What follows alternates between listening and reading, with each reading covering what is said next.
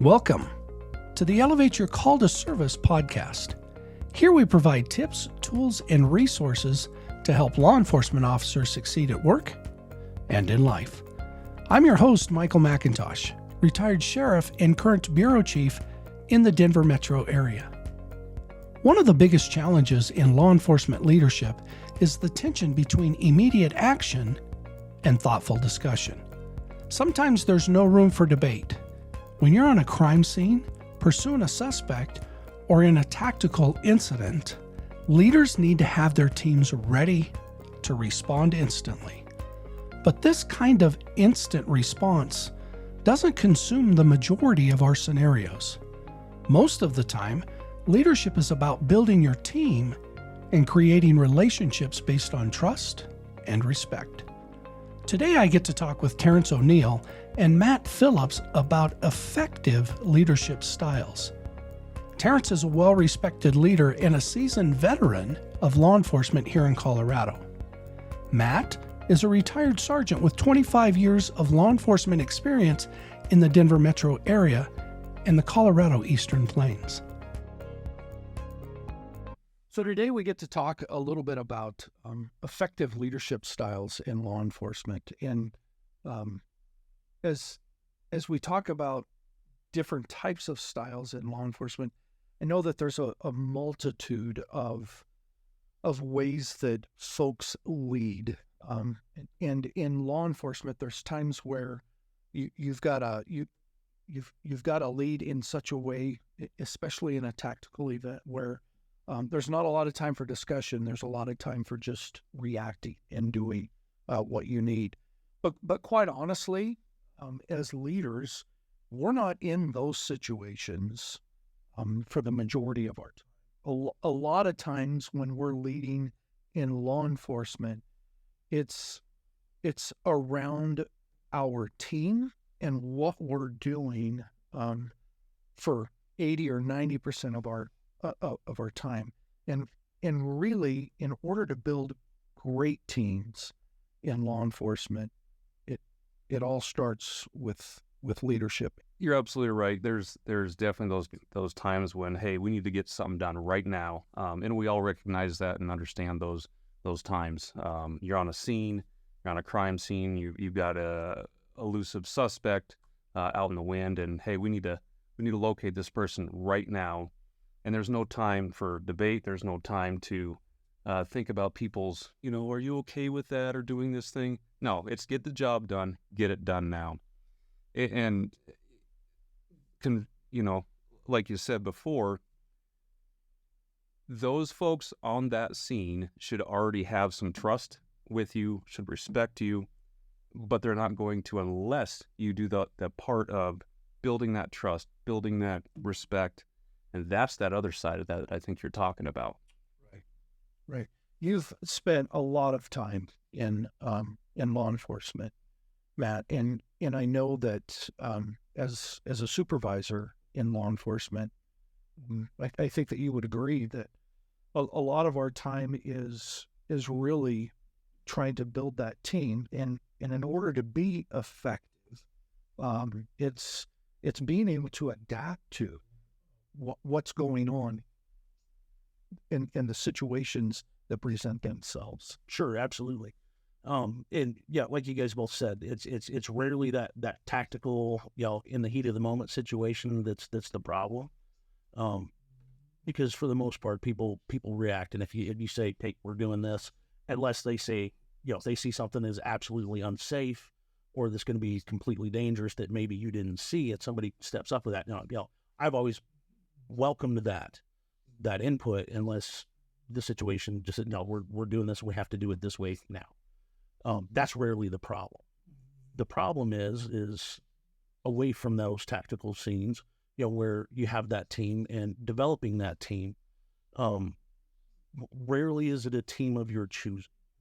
So, you have to be able to, as that leader, as that supervisor, figure out what your people's strengths and weaknesses are, what their learning styles are, and learning styles have changed so much over our careers, and being able to adapt to that as a supervisor and figure out, what motivates your people, and how to react to, what they need from you as a supervisor is sometimes much more difficult than dealing with that tactical situation.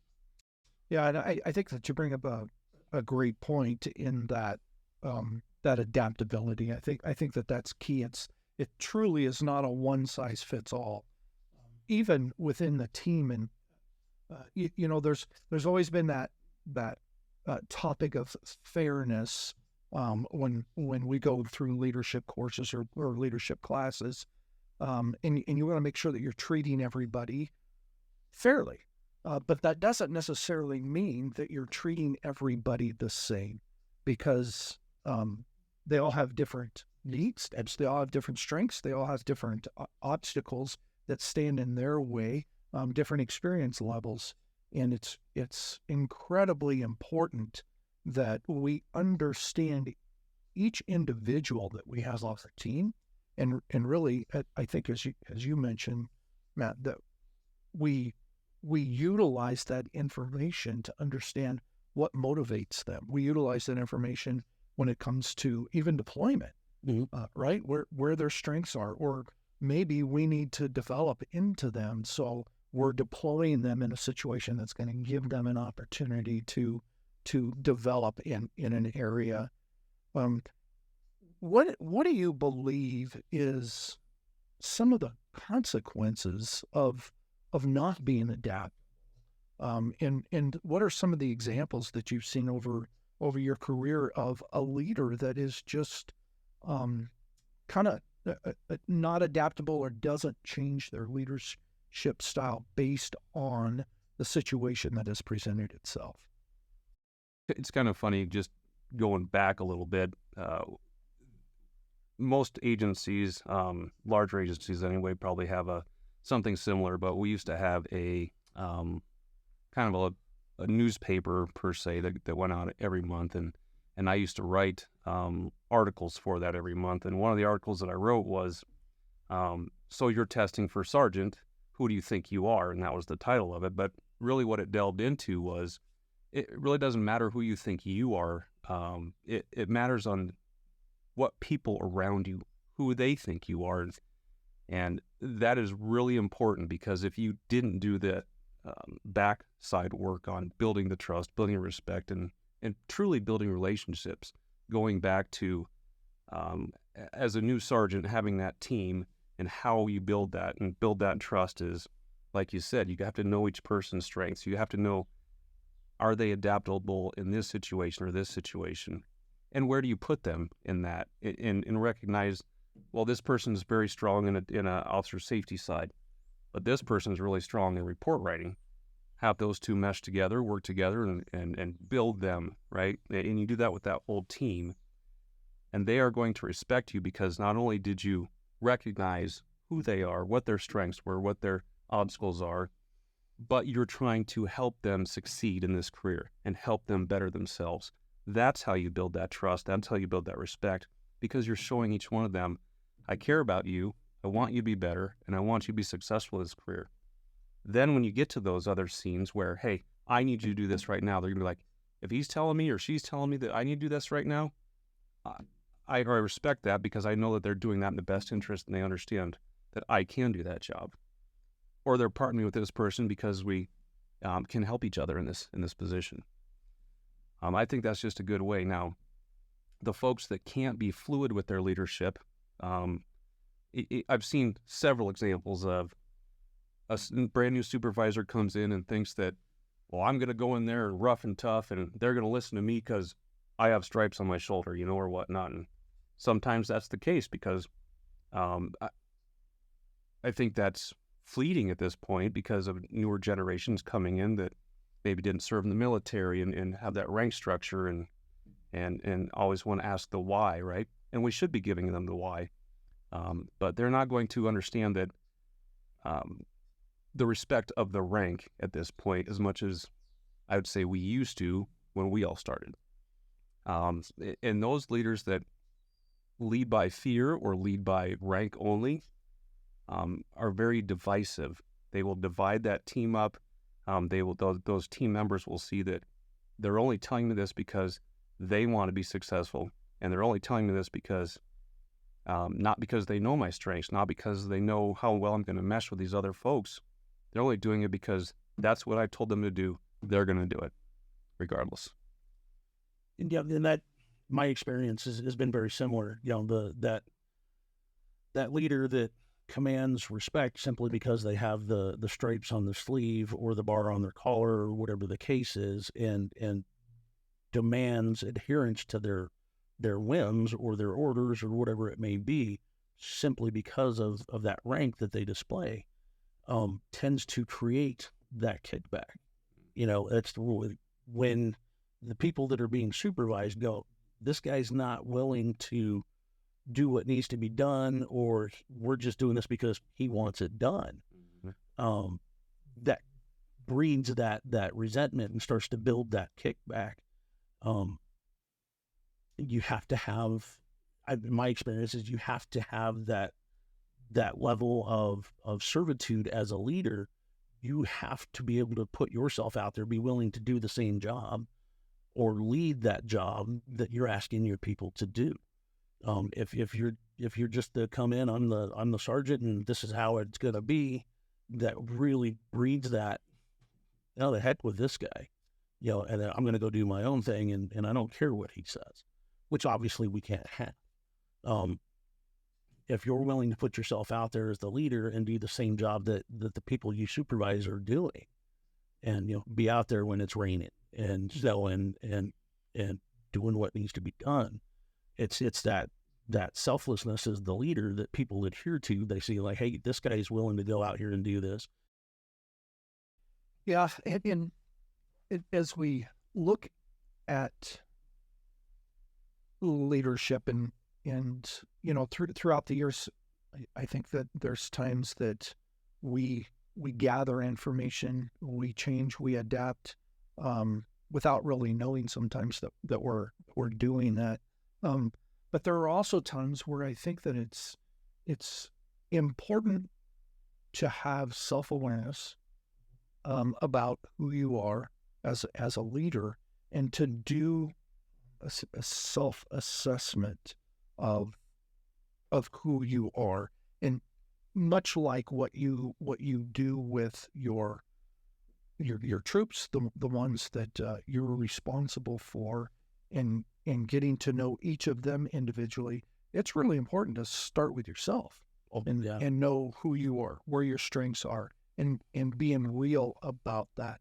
How do you go about doing a self-assessment on yourself? What's important in that assessment itself? I'd say first off, you have to be open to it. You have to be self-realized to the point where you have to understand that not every decision you make is going to be right. Not every decision you make is going to be what makes everybody happy. But if you're making those decisions based upon logic and reason, and what's right for the agency, what's right for the people, what's safe for your people, if you realize that you're making those decisions in that way, and if things are starting to go wrong, you're starting to see unhappy people, you're starting to get some of that kickback, you have to be able to step back and say, is this something that I'm doing? Am I creating this situation? Do I need to change the way I'm doing things? Have I said something that angered somebody? And was that based in emotion, or is it based in a reaction to something that's happened in the past? You have to have that self-realization to be able to step back and say, maybe I am the problem, and I need to figure out what's going on. Am I doing something, or is there something that I can change to rectify this situation? Yeah, it's hard, because to become a self-actualized person or fully actualized yourself, that takes a lot of work. And like you said, you have to be open to it. You have to have those, self-assessments, honest self-assessments of, these are my own strengths, these are my own obstacles, and I have to be able to recognize when, okay, I'm going into a position, whether it be, at the administrative side, whether it be in the field side, or or whatnot. Everybody lacks something. You know, to be fake about it, and just because you're a supervisor and fake it till you make it just doesn't work in this profession. And people recognize it, right? And sometimes you'll see leaders that just think that, well, I'm the leader, so, you know, everybody else around me is dumb, or, you know, you're just a deputy, you're just a patrol cop or officer, and you don't know what I know because I got stripes. You know, and like you said, that's where you get that that divisiveness, that kickback that you're talking about, and it takes a lot of work, and it takes a lot of brutal honesty with yourself to be able to recognize where your strengths are, you know, where your obstacles are, and most importantly, are you able to yourself ask for that help without feeling like you can't ask for help because you're a supervisor? Very important. I can tell you that I always had folks around me that I wanted them to be, you know, upfront and honest with me. People whose opinion that I really respected, whether I was, even though I may have been their leader, it's still important to have those those people around you that, you know, going back to the trust and the respect, you trust them and respect them enough that they're going to be real with you, that they're going to have that real conversation with you, and it's going to be done in such a way that is constructive rather than destructive in your journey, and that truly helps with that self-awareness piece. Sure. Yeah, I can think of one particular situation years ago, without going into a whole lot of detail. I remember a very specific conversation with you at one point.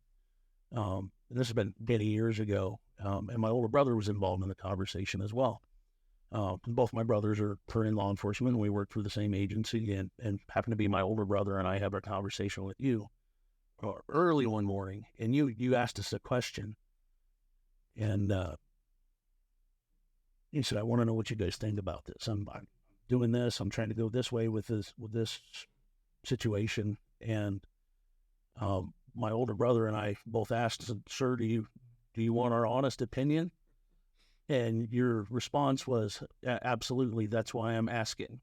The Phillips brothers are not known for, holding back. He goes, you said, I want to know what you think. And we kind of unloaded on you, and you go, oh gosh, I had not muted that.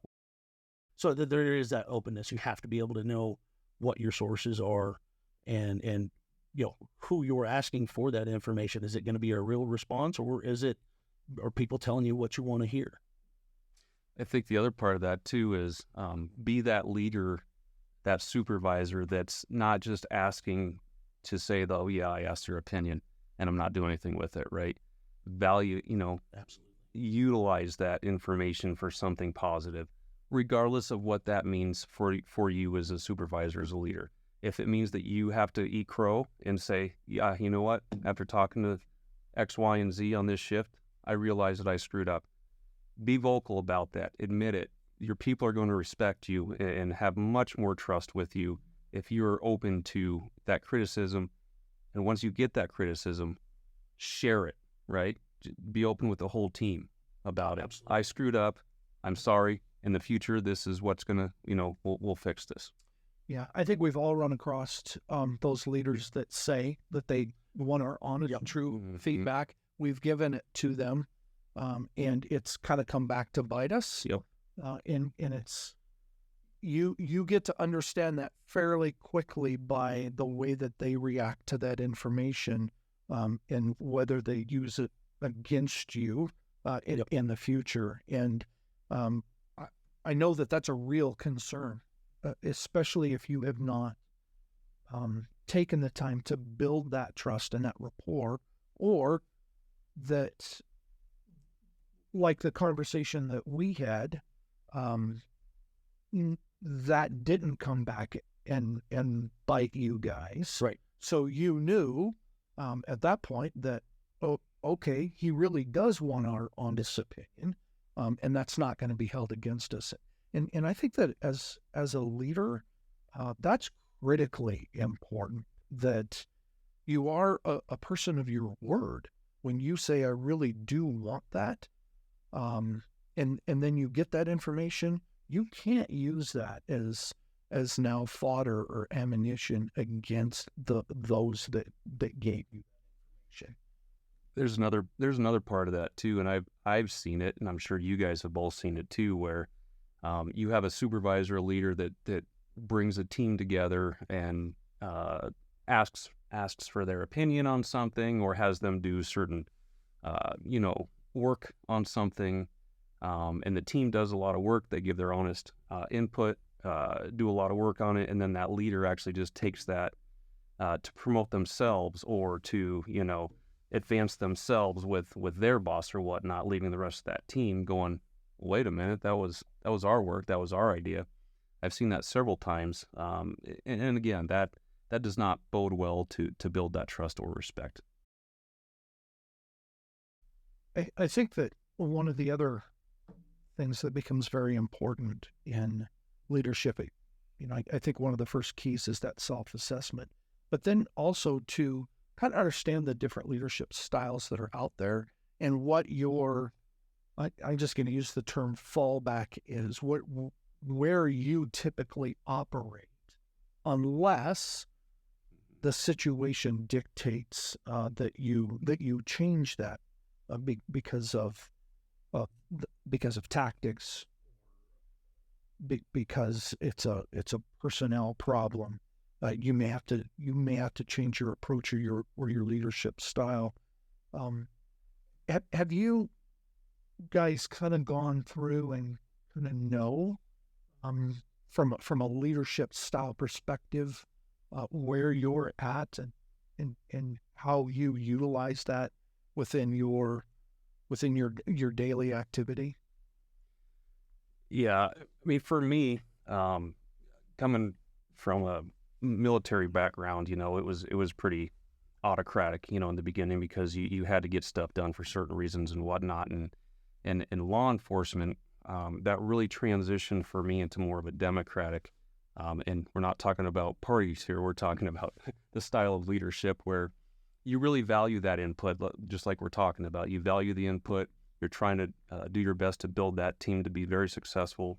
The ultimate goal of the supervisor, in my opinion, is to, you're a supervisor of this team, but truly you are seen by other people's teams that are, of lesser rank at the time or whatnot, as a leader in that agency.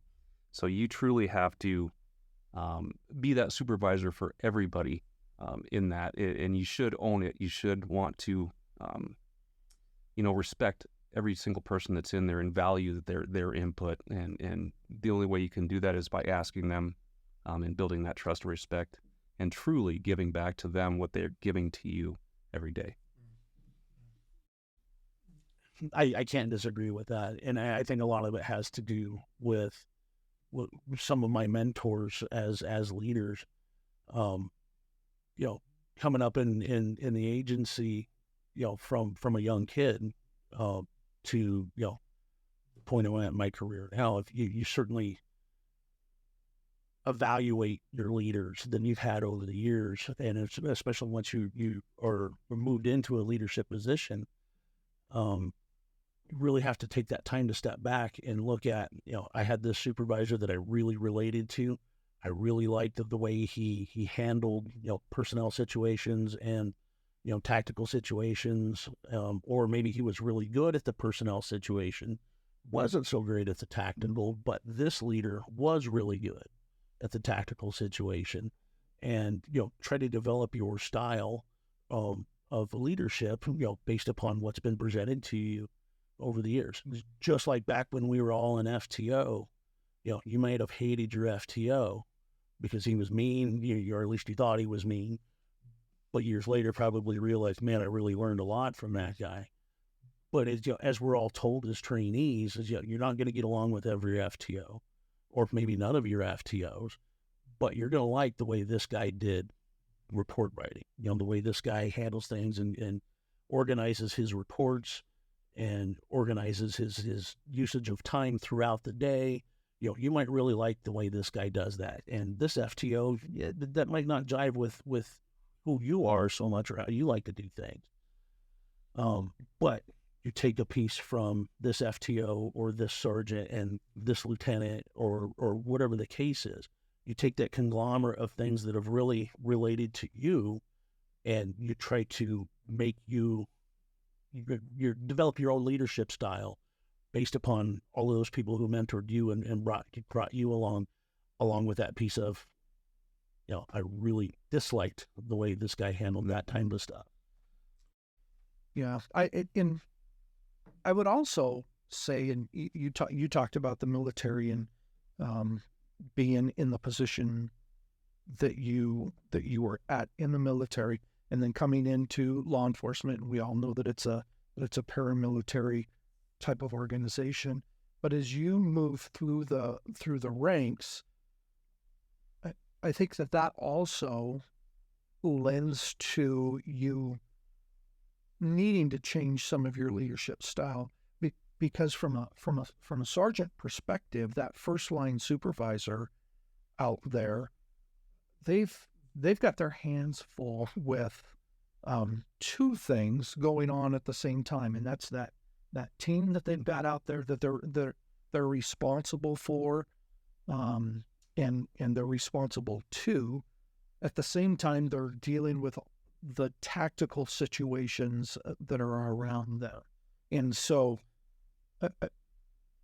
as you move up the ranks, I think that there's a time in your leadership that you're more of a servant type of leader. But I don't know that you get to practice a whole lot of that with everything that's coming at you personnel wise and from a call load perspective. When you change either jobs at the same rank or you change positions within an organization, your responsibilities are different. And a lot of times as you move up, your span of control for direct supervision starts to get smaller. It starts to decrease because you don't have all of those first line responsibilities that you had when you were a supervisor, and cause you to lead in a certain way. And I think I've seen examples of folks leading as a lieutenant, as a captain, the same way that they led as a sergeant, and that is disadvantageous to everybody that's involved. Have you seen that to be true? Yeah, I really have, and I always think about three or four different things here, and I'll try to remember and relay those all as you were speaking. I was running them through my head, but I liken it to working as a deputy or a police officer, and then promoting up to maybe detectives or FTO or whatnot, and then maybe going up to a sergeant. These are more of the brawn, and I would say if you had two separate identities, this is your brawn, and then your brains comes in. You're starting to utilize different parts of leadership, moving from lieutenant and above. And what I mean by that is you're putting in a lot of physical work, in your face kind of work out in the field or in detectives or whatnot as an FTO. You're a lot of face time, a lot of out in the field, a lot of not as much administrative type of issues and different concerns than you have as a command staff level employee. And that's where you start to delve into the, as you said, I don't have as much control of individuals anymore as I used to. Now it's more an administrative side. Now I'm working more on removing obstacles for those folks, and trying to do the best to help them succeed by removing obstacles, by solving issues, by problem solving more and more, by using my brain more and more to do these things, right? there was another thing that I was thinking of, but now it just went away.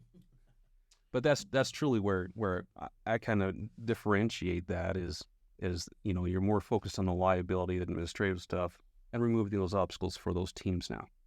And that's when understanding what role you play in an organization becomes very, very important. I've had to have the conversations with lieutenants or captains, basically saying, I don't need, a captain to be running the road. I need a captain to understand their role and responsibility and not be injecting themselves into what's happening out on the street. And we talked, you and I actually were able to do a podcast talking about kind of the role of lieutenant. And if you didn't get that switch when you went from sergeant to lieutenant, if through your time as a lieutenant, you didn't understand that your role is completely different now, you're really going to struggle as a captain or as you move higher within the organization. Yeah, look, nobody out there as a line level deputy or police officer needs more than one boss, and that one boss needs to be their sergeant, who's with them every day. Right. Yeah, you kind of hit the point that I've been mulling over here. Having not been to that command level myself, I can speak from the other side of it. Whereas being on a scene or running a call, a bigger call, and then having a supervisor show up, a commander or a captain, whatever, show up and want to really jump in and start running stuff, and as respectfully as possible. Hey, boss, I've got this part of it. I kind of need you to do this. Can you start handling some notifications for me? Maybe get the PIO started, call the boss, call the chief, call the sheriff, whatever it is, because I've got this going on. If you see something that I'm missing, I would really appreciate that. But for now, I've got this, Right. That's kind of my input and perspective from it is from the line level supervisor. You have to have that commander, lieutenant, captain, whatever it is, handle their job so that you can do your job.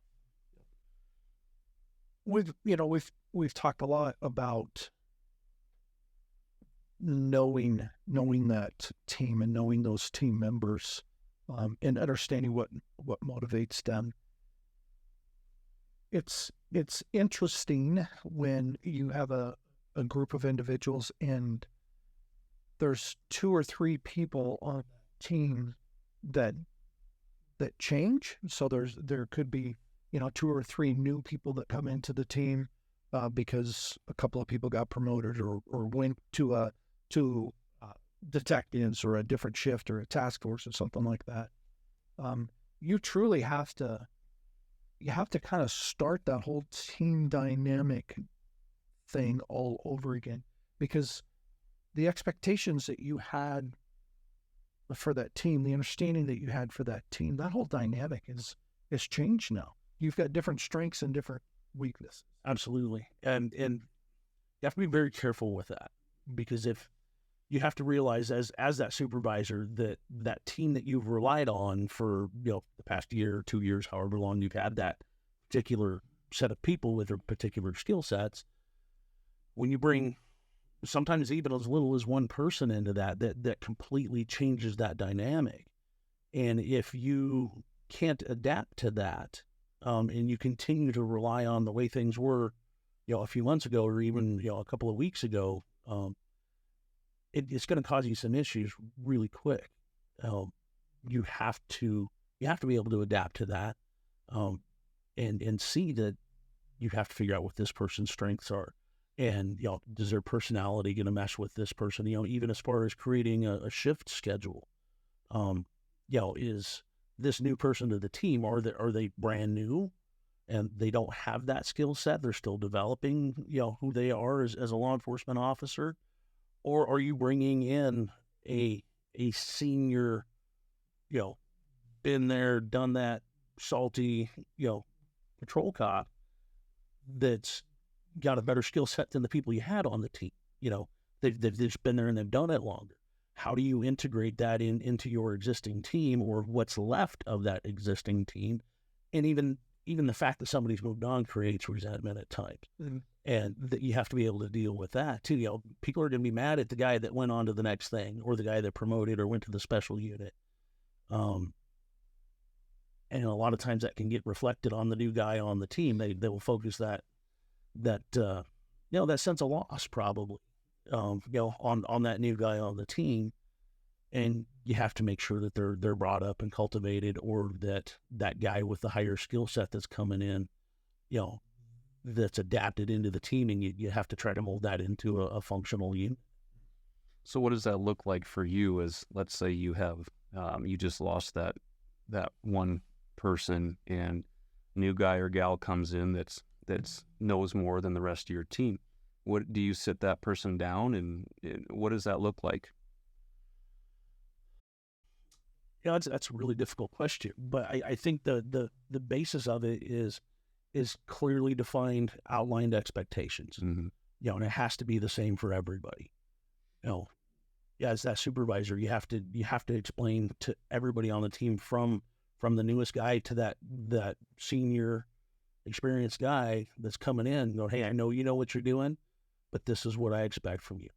Hey, new person, I know you don't know what you're doing, but this is what I expect from you. And if you don't know how to accomplish that, we've got it. Training, FTOs, senior deputies or senior officers, myself, that are all that resource that are available to you. And it's got to be the same with that senior guy going, hey, I know you know what you're doing, but this is our goal in this unit. This is what we're trying to accomplish.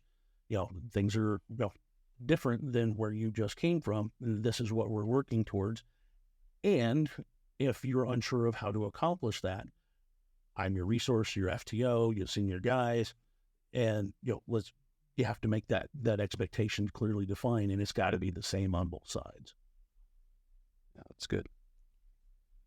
How did you from your team, how do you get feedback? How do you seek that feedback?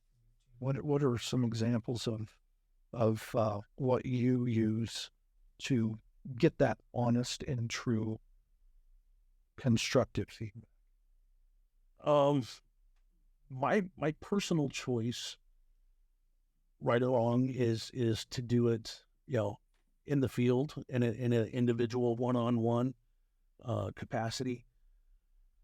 At times it's necessary to bring somebody into the office and, hey, I want to know what your thoughts are on this or whatever, but I prefer to go out into the field, kind of into their area. Years and years ago in a leadership book, there was lead by walking around, if you guys recall that or not. That's something that's stuck with me over the years, and it's something that I've truly tried to implement. Whether or not I've always been successful in that, I don't know, but it's something I believe in, and it's something I certainly try to accomplish. If I'm seeking input from somebody, I like to go to where they're at, and if call load permits and everything's okay, if we can take that few minutes, 10, 15, 20 minutes, and hey, deputy, I want your input on this. We have this situation, or we have this policy, we have this call. I want your feedback on this. If you approach them in their area versus bringing them into your office where it's kind of formal, and it's the same thing every time when they walk in, am I in trouble? If you go to where they're at and, hey, come on, get a meet with me over here, or name it, I always ask, you tell me where you want me to meet you. I would like to talk to you for a few minutes. Where can I meet you? And it kind of puts them in control of that a little bit, puts them a little on ease. And when you're soliciting that type of input from them, it's kind of on their turf, so to speak, versus, hey, come into my office and talk to me and tell me what I want to hear. What are some of the other tools or resources that you used to make sure that you were becoming that effective leader? I mean, I think most agencies are fortunate enough to work pretty closely with at least a couple other agencies within their areas, and sometimes you get meets with them, or you're able to have different discussions. Hey, how do you guys handle this? How do you handle this? And really it gives you a different insight, because agencies basically are have the same functions. We're law enforcement. We go out and do the same job. However, sometimes agencies do them a little differently, and it's just a whole different perspective. And if you're not going out and seeking those differences to try and better yourself, then I think you're harming yourself in that. My assignment for the last 20 some years has been in a kind of a remote, isolated area, from the rest of the county. So a lot of times the input that I've sought, about those types of questions haven't come from within the agency. So as you said, that the outside agency, that really rings true to me, because I've relied on that information from our neighboring agency, from my counterpart over the, on the other side of the street. I'm literally on the other side of the street.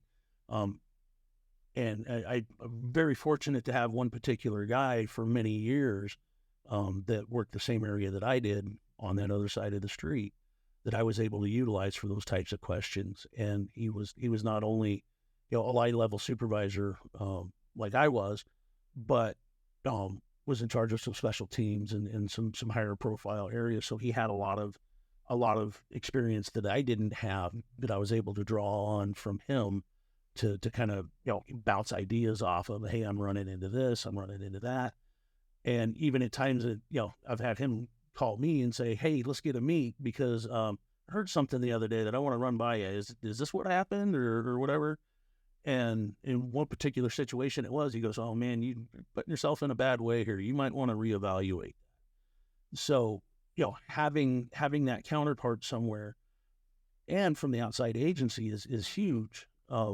If that's possible. Sometimes it's not. If you work in a major metropolitan area, and if you're in that heart of the city, you might not have that input. But finding somebody maybe from a neighboring district or something along those lines that you can use as that sounding board is huge. Somebody who can see what you're doing, has knowledge of what you're doing, has that same skill set, or even maybe an advanced skill set, that can kind of go, hey, you're doing things pretty good from what we can see, or we're getting this input, or I saw this the other day, and you might want to rethink what you're doing. I think another part of that too is, as a supervisor, you should feel that it's your responsibility to get as much information as possible to help forward your troops, right, your team. And even if you don't have, like you just brought up, you might be in the middle of a metropolitan area that you don't have an outside resource that you can use, but you have, if that's the case, it's your responsibility to start looking at other things. I mean, there's stuff that goes on throughout the country that you could learn from, watch, read about. How did that turn out? What happened? What was the mistakes made, or did they do that great? Let's start looking at that stuff to implement. We've talked a lot about those that have rank or a title, but really, when we talk about our informal leaders within an organization that are on the line level, these same principles apply. Because I can tell you that, especially as a new deputy coming into an area, whether it was when I was in the jail or when I was on the street or in investigations, there was always an informal leader at that level who you really you wanted to latch onto and learn as much from that person that you can. And our encouragement would be is, once you get through your early stages as a deputy or an officer, start to become that informal leader, start to become that person on the shift that others go to, that start to become that mentor to those, because those are truly the ones that from an agency perspective that the agency is going to be looking at to want to put into that next level of leadership, whether it's FTO, whether it's on a specialized team, whether it's running a major investigation, or whether it's going through promotion. These same principles apply when it comes to leadership and enforcement. And quite honestly, the more effective leadership that we have at the line level and up, the better certainly the better our team is going to be, but it just multiplies itself throughout the agency, and the better that agency is going to become.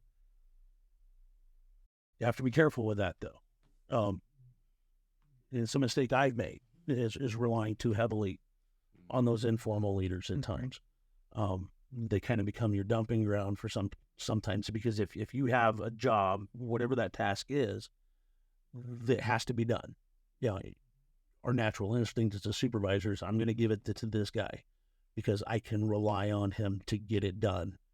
And then before you know it, every task that comes down the road, you end up giving to that guy, and then you don't realize it, but you're burning this guy out because he's always handling everything. And it's detrimental to your other people because they're not getting that experience. And before you know it, you've utilized this guy so much, he's burnt out and he doesn't want to do it anymore. And the other line guys are seeing, hey, this guy's kind of checking out at this point. I either step up, which rarely seems to be the case, or they followed his example of, I'm getting kind of tired and burnt out. I'm going to back off a little bit. I'm not going to make as many stops. I'm not going to make as many contacts. I'm not going to put as much effort into this investigation as it should. So you really have to be careful with that. Utilize your informal leaders, but develop them and don't abuse them. Yeah, that you bring up such a great point, because we do that. I think we're notorious in law enforcement and probably in other walks of life. Having spent some time in the military, I found that to be true as well. And you're right, as the leader of that shift, we want to make sure that things are done right. It's nice to be able to say, I don't even have to worry about that anymore, because that guy or gal that I just tapped on the shoulder to do that, I have my full faith and trust in them. But it's important that we start partnering them with other team members, so that other team member gets to develop as well. So that we've got a high performing team that it doesn't matter who we're tapping on the shoulder, they can take care of that. That burnout, we see it a lot, especially with our FTOs, because we are constantly tapping our FTOs on the shoulders to train yet another trainee that's coming in. We've all worked in agencies that are very busy agencies, and there's a lot of movement in a large agency. There's a lot of movement. There's a detective retired, or somebody of rank retired, and that's just a trickle down effect. And so you see people within the organization move, which is a good thing, because you have a lot of opportunity to do a lot of different things. One of the things that I've always loved about the agencies that I've worked in is I've had an opportunity to do a lot of different things and never have to leave that particular organization to get it done. But that burnout becomes a very real thing.